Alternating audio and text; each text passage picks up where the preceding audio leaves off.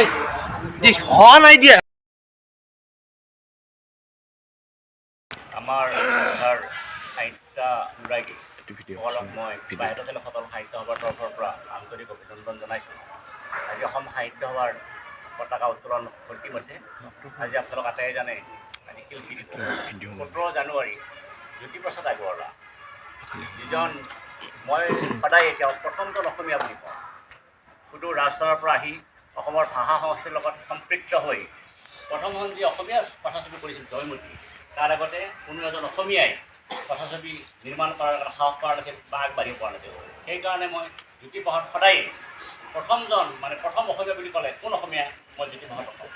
তেওঁ আমাৰ অসমীয়া ভাষা সংস্কৃতিৰ এজন মহীৰূহ ৰূপান্তৰৰ শিল্পী, ৰূপকোঁৱৰ, আৰু তেওঁ অসমীয়া ভাষা সংস্কৃতিক চহকী কৰিবৰ কাৰণে যৎপৰে চেষ্টা কৰিছিল।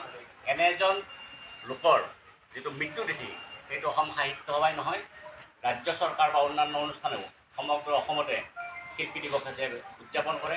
আমিও অসম সাহিত্য সভাৰ কেন্দ্ৰীয় শিল্পী দিৱস আজি কামৰূপ জিলা সাহিত্য সভাৰ সহযোগত ইয়াত অনুষ্ঠিত কৰিছোঁ আৰু আমাৰ পতাকা উত্তোলন কাৰ্যসূচী কৰিলোঁ।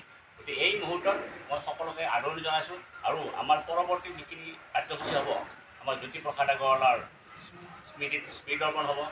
11 বজাৰ পৰা আমি আমাৰ মুকলি সভা আৰম্ভ কৰিম। তাত সকলোৰে আমি সহায় সহযোগিতা কামনা কৰিলোঁ। আপোনালোকৰ পুনৰবাৰ মোৰ শ্ৰদ্ধা নিবেদন কৰিছোঁ। শিল্পী এগৰাকীলৈ মই শ্ৰদ্ধা নিবেদন কৰিলোঁ আৰু শিল্পী দিৱসৰ আটাইবোৰ কাৰ্যসূচী সফল হয় সেয়া কামনা কৰি মোৰ চমু ভাষণৰ সামৰণি মাৰিলোঁ।